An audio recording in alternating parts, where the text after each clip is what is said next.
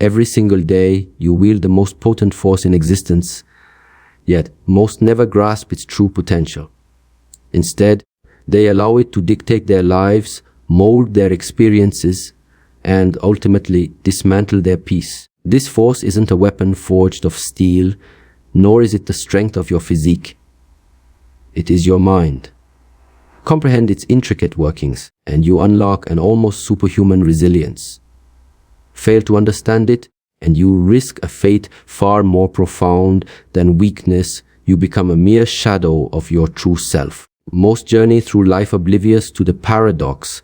Their greatest asset is simultaneously their most significant vulnerability. They are puppets of their thoughts, swept away by transient emotions and bound by narratives they never bother to question. From the moment your eyes open, your mind begins its ceaseless chatter. You don't live, you react. You aren't free, you are a product of your conditioning.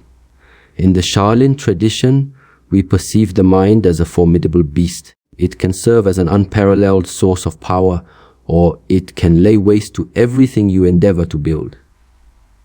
You mustn't fear it, but you must always remember its fundamental nature, a tool, nothing more.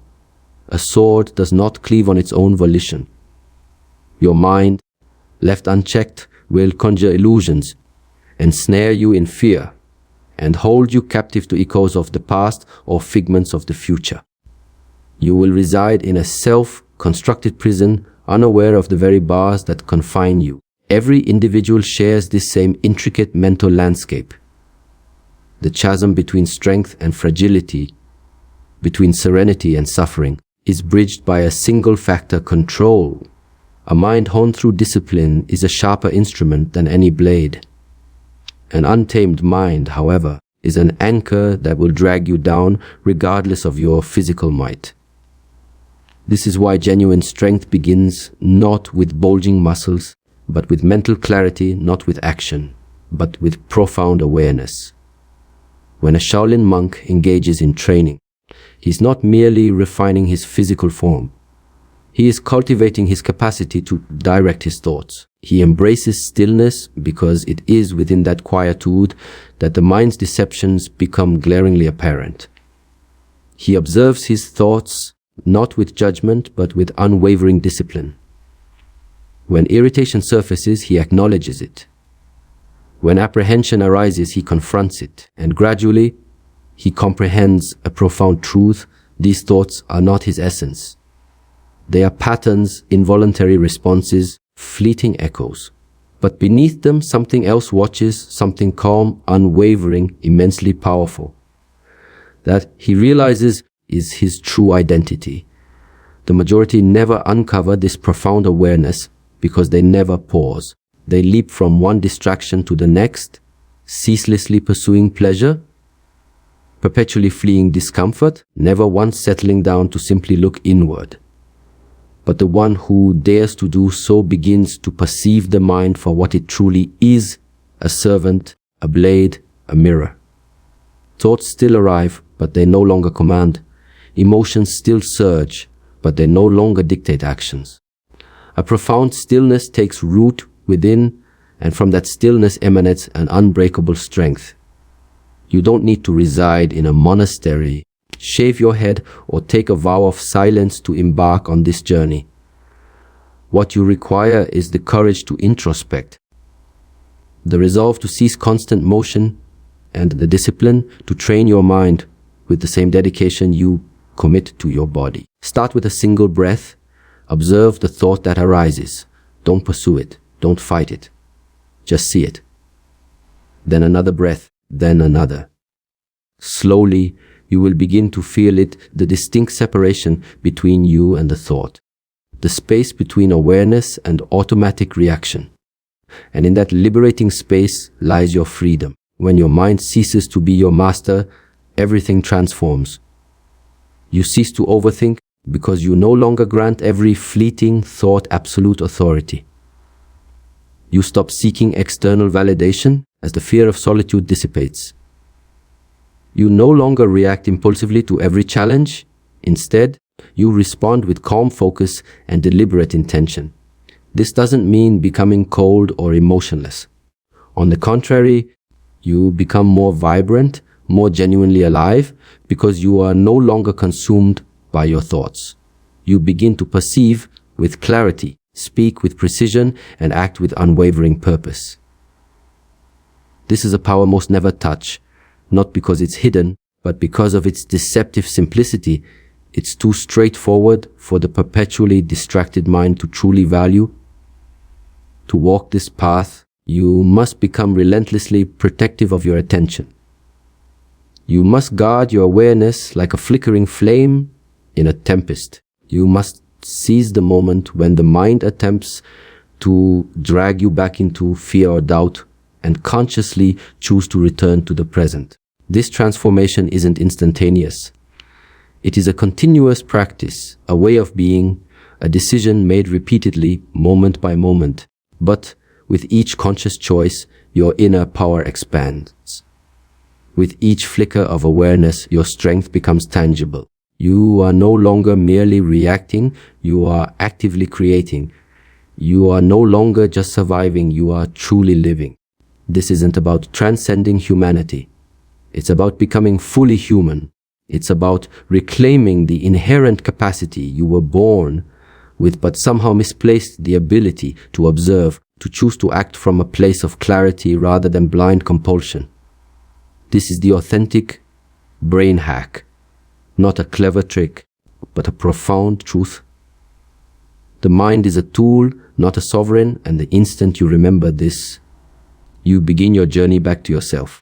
The power of conscious repetition can sculpt you into something unyielding, or it can bury you under layers of unconscious habit. Mastery isn't born from simply doing something countless times, but from the presence you infuse into each repetition. In the modern world, repetition is widely misunderstood. People conflate frequent action with progress, yet this is a fundamental error. An individual can perform the same task for a decade and remain unchanged from their first day, precisely because they acted without awareness, without presence, without soul. In the Shaolin tradition, repetition is hallowed, but only when the mind is fully engaged. When a monk executes a strike, he does not do so mindlessly. He becomes the strike. Every movement, every breath, every subtle shift of balance is imbued with total awareness.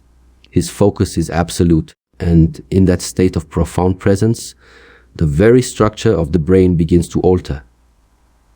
New neural pathways are forged. Reactions become instinctive. Energy flows without impediment. The movement transcends the physical body, becomes an expression of spirit, yet outside the temple walls, the world repeats itself blindly. People exist in endless loops. They awaken and scroll. They go to work and complain.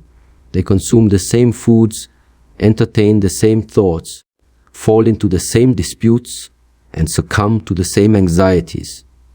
They believe they are living, but in truth, they are merely repeating. They are human machines operating on outdated programming, oblivious that each day they are reinforcing patterns that diminish them. And the deeper they sink into this unconscious repetition, the more mechanical they become, less aware, less alive. The path to an almost inhuman strength commences when you reintroduce awareness into your repetitions. Not by doing more, but by being more present. Whether you are training your body, mastering your craft, or simply navigating daily life, the secret lies not in quantity, but in the quality of your attention. Are you truly here, or are you drifting? Are you focused, or is your attention fragmented?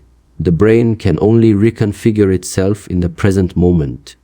If you are absent, you do not evolve. You merely reiterate what you already are. To grasp this, consider the simplest motion: a punch. Anyone can throw a punch, but to execute that same punch 10,000 times with complete presence, with breath harmonized with body, balanced with clear intention, this transforms the nervous system. It forges an unbroken line of energy from foot to fist. The same principle applies to walking, to breathing, to speaking. If performed with awareness, it becomes training.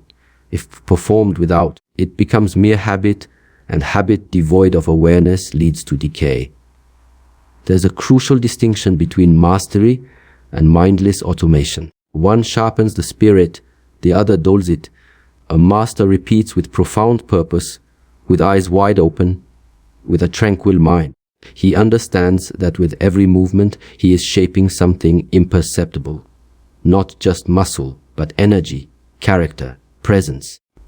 He honors repetition because he honors the self he is continually becoming.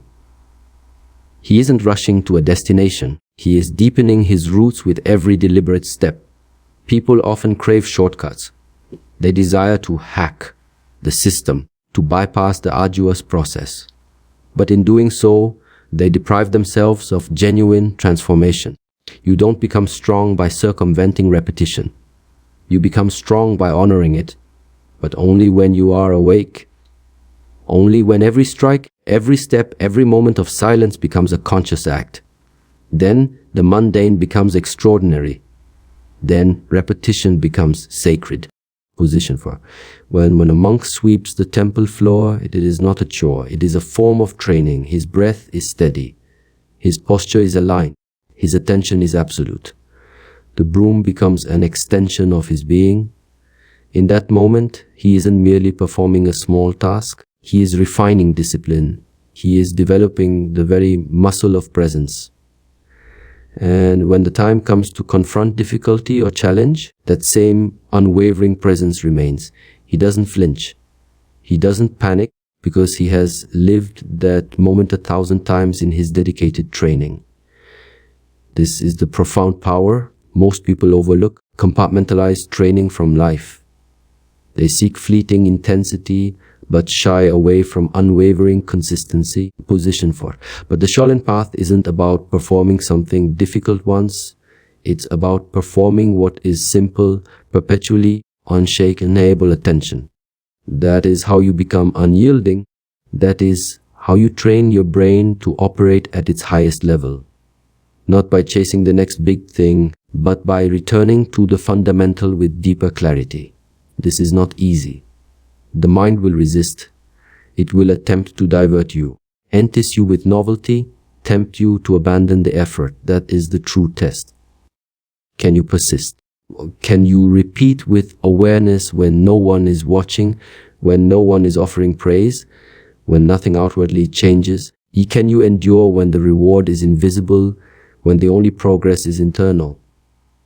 If you can, then something profound begins to shift. Your body moves with an innate grace. Your words carry inherent weight.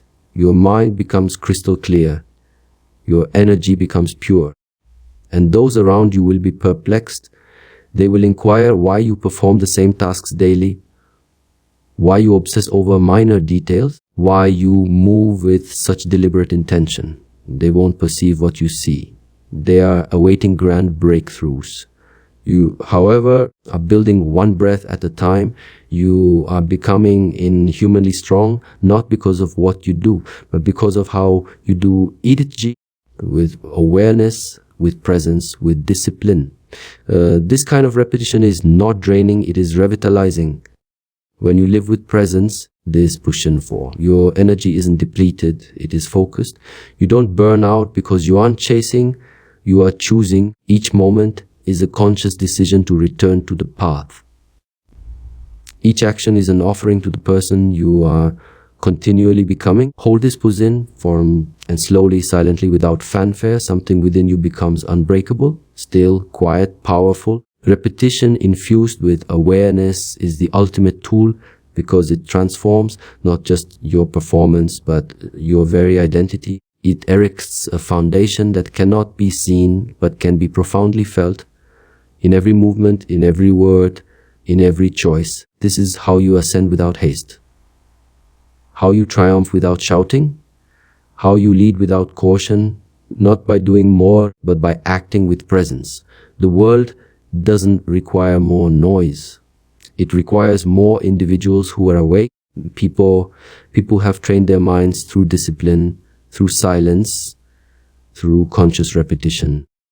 the people who do not fear stillness or boredom because they understand that within them lies the gateway to mastery. Position 4. Bring your awareness back to your breath, to your movements, to the most minute details of your actions. 4. And allow every repetition to become a sharpening of your soul. Embracing the teacher, pain is the one experience every human being instinctively seeks to avoid. Yet it is also the very experience every master learns to embrace. From our earliest days, we are taught that pain is inherently bad, something to be escaped, concealed, silenced. But this instruction is a fallacy. Pain is not your adversary. It is your teacher, your guide, your mirror. It reveals your vulnerabilities, your unrefined areas, your imbalances. It exposes where your attachments lie, where your fears reside, where your resistance lurks, but only if you are willing to face it. In the Shaolin path, pain is not to be feared, it is to be studied. The monk does not flee from it, he sits with it, observes it, allows it. He breathes into it, not because he delights in suffering, but because he understands what lies on the other side: a clarity, strength, wisdom, and profound freedom.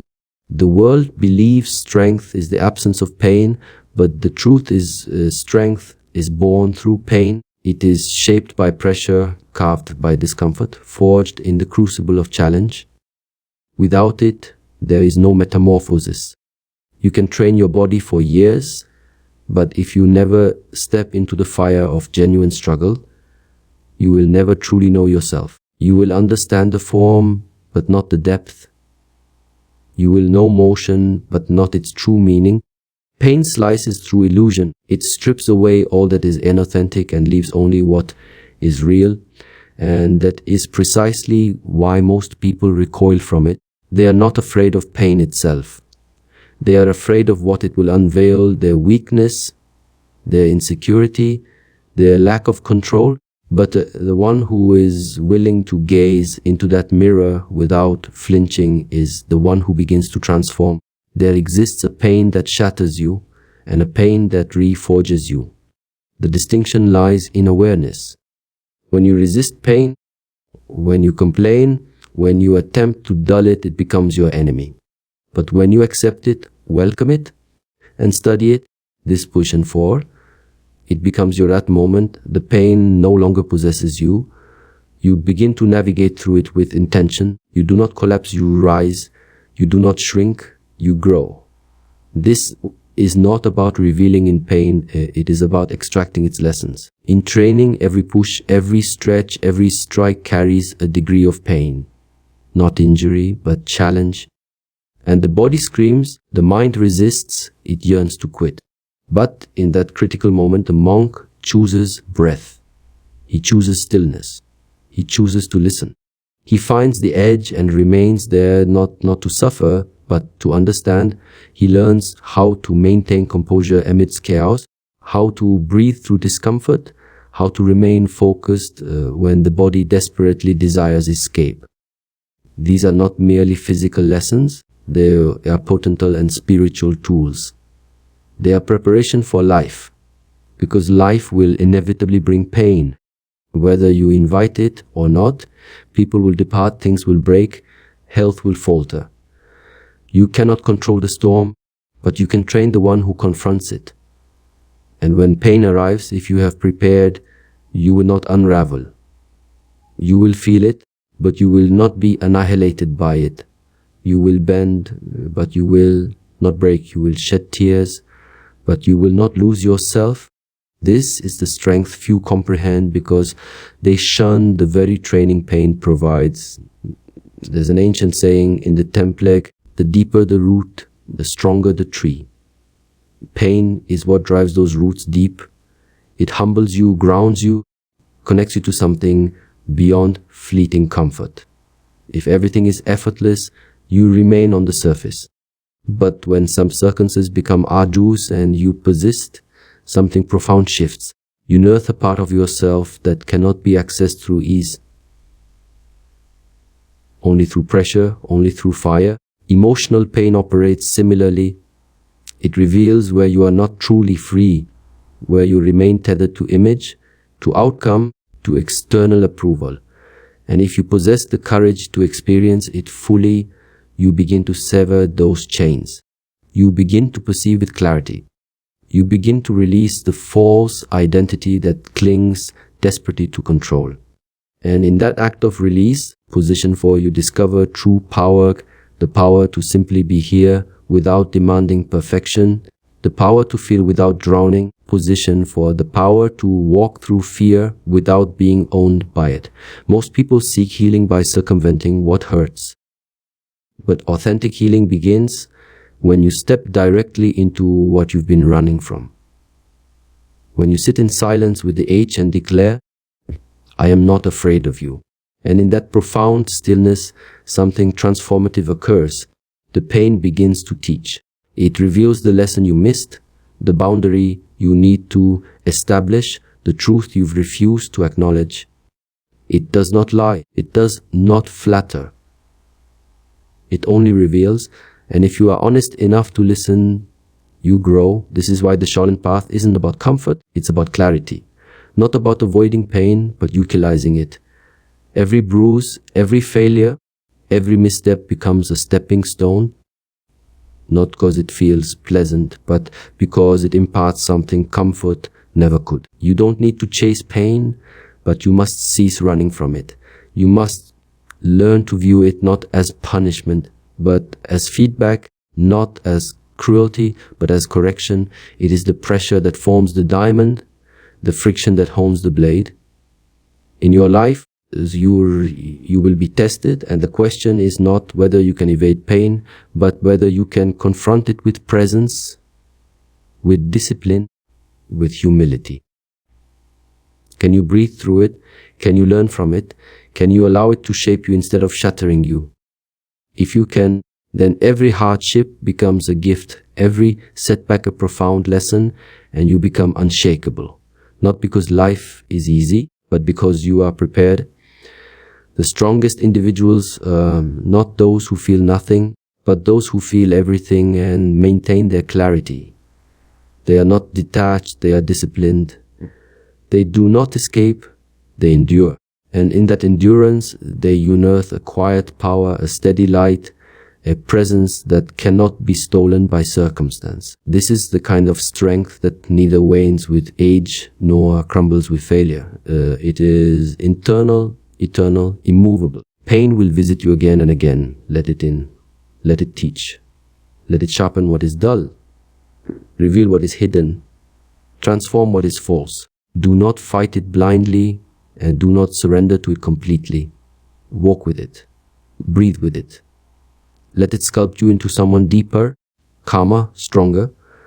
When you cease fearing pain and begin listening to it, you stop being a victim of life and start becoming its devoted student.